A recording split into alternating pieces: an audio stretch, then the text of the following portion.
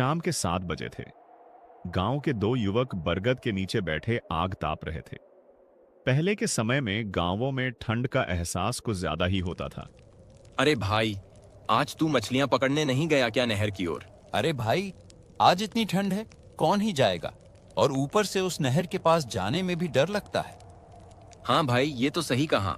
वहां किसी और की आवाज आती है, रोने की। वो आपस में बातें ही कर रहे थे कि तभी वहां अशोक त्रिपाठी जी आ गए, जो गांव के स्कूल में अध्यापक थे। वो देख, त्रिपाठी जी आ रहे हैं। मैं तुम्हें ही ढूंढ रहा था। अरे बैठिए त्रिपाठी जी। त्रिपाठी जी भी वहीं आकर बैठ गए और बातों का सिलसिला शुरू हो गया। मुझे लगा तुम आज मछलियां पकड़ने गए हो। अरे त्रिपाठी जी, वो जगह ही श्रापित है। ये तो है, वहां हर कोई रात में भी जाने में डरता है। अरे त्रिपाठी जी, आपके साथ भी तो एक घटना घटी थी स्कूल टाइम पर। वो तो काफी दिल दहलाने वाली थी। उसके बारे में आज भी सोचता हूँ तो रोंगटे खड़े हो जाते हैं। त्रिपाठी जी, एक बार सुनाओ ना। हाँ त्रिपाठी जी, सुनाओ ना वो घटना। सुने हुए काफी समय हो गया है। दोनों उस घटना को सुनने के लिए जिद करने लगे। ठीक है, सुनाता हूँ। कहानी है 17 साल पहले की। उस वक़्त मेरी उम्र 23 साल थी। मैं परीक्षा देकर अपने गांव लौट रहा था, लेकिन काफी देर हो चुकी थी। शाम के करीब 7 बजे मैं स्टेशन पहुंचा। स्टेशन लगभग सूना पड़ा था, क्योंकि उस जगह लोग रात में रुकने से डरते थे।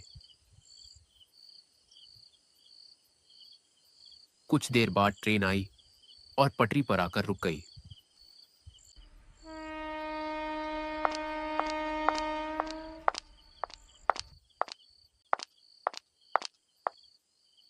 मैं अपने कोच में जाकर बैठ गया और ट्रेन के खुलने का इंतजार करने लगा। और बाहर का मौसम काफ़ी ज़्यादा ख़राब हो रहा था। ऐसा लग रहा था जैसे कुछ अनहोनी होने वाली हो। तभी मेरी माँ का फोन आया। जी माँ। बेटा, कहाँ हो? अभी तक घर क्यों नहीं पहुँचे? माँ, मैं अभी ट्रेन में बैठा हूँ। इतनी देर क्यों हो रही है आने में? दरअसल आज आखिरी पेपर था, इसलिए दोस्तों के साथ पार्टी कर रहा था। बेटा, आते आते तो रात हो जाएगी, वहीं रुक जाना, सुबह निकल आना। अरे माँ, आप फिक्र मत करो, मैं जल्दी आ जाऊँगा, आप आराम करो। ठीक है बेटा, जल्दी आ जाना, मैं तुम्हारा इंतजार कर रही हूँ। अरे माँ, आप इंतज़ार मत करो, आप खाना खाकर सो जाओ, मुझे लेट हो जाएगा। पहले घर आओ, फिर आकर बात करेंगे। माँ चाहती थी कि मैं रास्ते में ही रुक जाऊं, लेकिन मैंने उन्हें भरोसा दिलाया कि मैं जल्दी घर पहुंच जाऊंगा। फोन कटते ही मन में अजीब सी बेचैनी होने लगी। मैं बुदबुदाया, इतनी देर हो चुकी है और ट्रेन अब तक क्यों नहीं चली? तब एक बुजुर्ग आदमी मेरे पास आया। अरे बेटा, कुछ पैसे दे दे। अरे चाचा, आपने इतने अच्छे कपड़े पहने हैं और आप भीख मांग रहे हो। बेटा, जहां जा रहे हो वहां मत जाओ, क्योंकि जो भी जाता है वो कभी वापस नहीं लौटता। एक पल के लिए मैं सन्न रह गया। समझ नहीं आया कि वो क्या कहना चाहता था। आप ये क्या बोल रहे हो? यहां से चले जाओ, मेरे पास पैसे नहीं हैं। ठीक है बेटा, फिर मुलाकात होगी किसी सफर में। मैंने उसे झिड़क कर वहां से भेज दिया। वो जाते जाते बस इतना बोला, फिर किसी सफर में मुलाकात होगी। उसके जाने के बाद भी उसकी आवाज मेरे कानों में गूंजती रही। मैंने सोचा शायद वो पागल होगा। कुछ देर बाद ट्रेन चल पड़ी और जिस कोच में मैं बैठा था वहां मेरे अलावा कोई नहीं था। ट्रेन कभी धीरे तो कभी अचानक तेज चलने लगी, जैसे कोई अनजान ताकत उसे चला रही हो। फिर अचानक वो एक सुनसान जगह पर रुक गई, जहां चारों तरफ अंधेरा और खामोशी थी। तभी सफेद साड़ी में एक खूबसूरत लड़की आई और उसके आते ही ठंडी हवा चलने लगी। अरे भाई साहब, ये ट्रेन कालमोरा जाएगी क्या? हाँ, वही जाएगी, मैं भी तो वहीं जा रहा हूँ। अच्छा, फिर तो सही है। कोई तो कालमोरा का जान पहचान वाला मिला। ये तो सही कहा आपने। अकेले सफर करने में डर लगता है ना, इसलिए कोई जान पहचान का मिल जाता है तो खुशी होती है। ये तो सही कहा आपने, जान पहचान का कोई मिल जाता है तो अलग ही खुशी महसूस होती है। ये ट्रेन कब चालू होगी? पता नहीं, जब से बैठा हूँ ऐसा ही हो रहा है, रुक रुक कर चल रही है। आज रात भर मैं घर तो पहुंच जाऊंगी ना? अब तो सब भगवान के भरोसे है। ऐसे आप कहाँ से आ रहे हैं? मैं तो रायपुर से आ रहा हूँ, आज मेरी परीक्षा थी। अच्छा, सही है। कुछ देर बाद ट्रेन चलने लगी और मैं ये पूछना भूल गया कि वो लड़की इतनी रात में कहाँ से आई थी, क्योंकि जब ट्रेन बीच जंगल में रुकी थी तभी वो चढ़ी थी। ट्रेन धीरे धीरे रफ्तार पकड़ती गई और पूरे कोच में बस मैं और वो खूबसूरत औरत थे। सच ही कहा है, कभी किसी की खूबसूरती पर नहीं जाना चाहिए। मैंने हिम्मत करके उससे पूछा, वैसे एक बात पूछूं, बुरा तो नहीं मानोगी आप? जी जी, पूछिए। बुरा क्या मानना इसमें? मैं बोल रहा था कि क्या आपकी शादी हो गई है? हाँ, हो गई। और एक बात बता दूं तो इस दुनिया में मेरा पति अब नहीं रहा। माफ करना, मुझे पता नहीं था। माफी क्यों मांग रहे हैं? जो आया है वो कल जाएगा। उसके चेहरे पर जरा भी उदासी नहीं थी, बल्कि एक अजीब सी निडर मुस्कान थी जिसे देखकर मेरी रूह तक सिहर गई। ट्रेन कभी धीमी तो कभी तेज चलती रही और करीब 3 घंटे बाद रात के 2:30 बजे अचानक फिर रुक गई। तभी कोच में अनाउंसमेंट गूंजी, कृपया सभी यात्री ध्यान दें, ट्रेन में तकनीकी खराबी के कारण यह ट्रेन आगे नहीं जा पाएगी। हमें खेद है कि आपकी यात्रा में यह बाधा उत्पन्न हुई।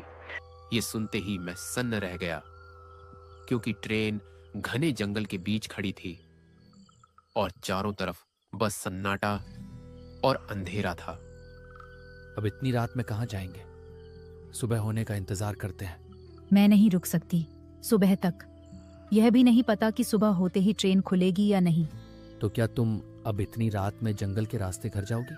और क्या, मैं तो जा रही हूँ। बस 2 घंटे ही लगेंगे कालमोरा पहुँचने में। अरे रात के 1 बज रहे हैं, ऊपर से जंगल का रास्ता है। देखो भाई साहब, आपको डर लग रहा है तो आप मत जाओ, मैं जा रही हूँ। अच्छा ठीक है, चलो मैं भी साथ में ही चलता हूँ। वैसे भी हमें एक ही जगह जाना है। उस लड़की ने बिना डरे जंगल के रास्ते पैदल जाने का फैसला कर लिया। जब मैं बाहर आया तो देखा कि चारों तरफ घना अंधेरा था और मौसम भी बिगड़ चुका था। ऐसा लग रहा था कि इतनी रात में निकलना ठीक नहीं होगा। अरे, मौसम भी अब तो खराब हो रहा है। मुझे नहीं लगता कि इस खराब मौसम में जाना ठीक रहेगा। डर लग रहा है तो आप मत जाओ, मैं जा रही हूँ। अच्छा ठीक है, चलो मैं भी चलता हूँ। उस औरत की बातों पर भरोसा करना मेरी सबसे बड़ी भूल साबित हुई, क्योंकि चारों ओर अंधेरा, आसमान में चमकती बिजली, जंगल की रहस्यमयी खामोशी और तेज होती बारिश के बीच हम चलते रहे। बारिश की मोटी बूंदें शरीर में सुई की तरह चुभ रही थीं। तभी एक टूटी फूटी चाय की टपरी दिखी, जहां हम रुक गए और चारों तरफ फैले सन्नाटे, जंगल की आवाजों और अजीब माहौल के बीच बस बारिश के थमने का इंतजार करते रहे। लेकिन उस औरत के चेहरे पर कुछ ऐसा था जिससे साफ लग रहा था कि वह मुझसे कुछ छुपा रही है। वैसे आपने बताया नहीं कि आपका क्या नाम है और आप इतनी रात में कहाँ से आ रही थी? क्या करोगे जानकर? कौन से सफर के बाद हमें फिर से मिलना है? मैं तो कालमोरा बस किसी काम से जा रही हूँ। कुछ समय बाद वहाँ से चली जाऊंगी। अब इतने कम समय के लिए मुलाकात करने का क्या फायदा? ठीक है, मत बताओ। वैसे ये तो बता सकती हो कि कालमोरा किस लिए जा रही हो? मेरे पति वहीं से थे, उनकी वर्षी है, इसलिए वहाँ जा रही हूँ। अच्छा ठीक है। कुछ देर बाद बारिश थम तो जाती है, लेकिन अजीब सी खामोशी चारों तरफ फैल जाती है। हम दोनों फिर से आगे बढ़ने लगे और जैसे जैसे कदम जंगल के अंदर जाते गए, अंधेरा और घना होता चला गया। गांव वालों की वो बातें मेरे जहन में गूंजने लगी कि जो भी रात में इस जंगल से होकर जाता है वो कभी कलमोरा नहीं पहुंचता। बारिश के कारण ठंडी ठंडी हवाएं चल रही थीं, जो बाहर से भले ही शुद्ध लग रही थी। और जब मैंने ध्यान से देखा तो अंधेरे में वही बूढ़ा खड़ा था जो स्टेशन पर मिला था। उसे देखते ही मेरे शरीर में एक अजीब सा सिहरन और गहरा डर उतर गया। अरे आप वही हो ना जो स्टेशन पर मिले थे? अरे बेटा, तूने किसी और को देखा होगा। मुझे अच्छे से याद है, आप ही थे जो भीख मांग रहे थे। अरे नहीं नहीं, कोई और होगा। मुझे बिल्कुल समझ नहीं आ रहा था कि मेरे साथ ये सब क्या हो रहा है। एक तरफ वो अजनबी औरत और दूसरी तरफ घने जंगल के बीच अचानक मिला वही बूढ़ा। अरे, तुमने किसी और को देख लिया होगा। एक पल को मुझे भी लगा कि शायद आंखों का धोखा होगा। बाबा, कालमोरा का कौन सा रास्ता जाता है? बेटा, इसी रास्ते पर चले जाओ, सीधे सीधे। ठीक है। फिर उसने हमें सीधा रास्ता बता दिया और हम उसी रास्ते पर आगे बढ़ गए। लेकिन मेरे मन में बस यही डर चल रहा था कि पता नहीं उसने सही रास्ता बताया है या गलत। बस किसी तरह ये डरावनी रात कट जाए। हम फिर से आगे बढ़ने लगे और जंगल से कभी भेड़ियों की डरावनी आवाजें तो कभी उल्लू की अशुभ चीखें सुनाई देने लगी। तभी अचानक फिर से बारिश शुरू हो गई, जो इस बार रुकने का नाम ही नहीं ले रही थी। बारिश इतनी तेज थी कि सामने ठीक से कुछ दिख नहीं रहा था। तभी जंगल के बीच एक टूटी फूटी झोपड़ी दिखी, जहां हम बाहर ही खड़े होकर बारिश के थमने का इंतजार करने लगे। तभी अचानक जंगल की गहराइयों से किसी औरत के रोने और बच्चे की चीखों की आवाज आने लगी। और जैसे ही मैंने वो आवाजें सुनी, मेरा गला सूख गया और दिल जोर जोर से धड़कने लगा।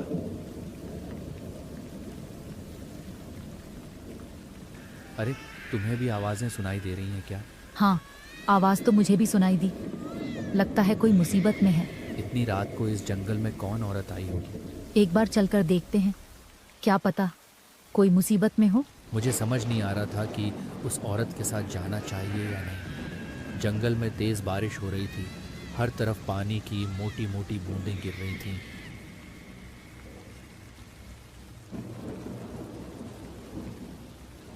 कुछ देर बाद बारिश रुक गई और जंगल में अजीब सा सन्नाटा छा गया।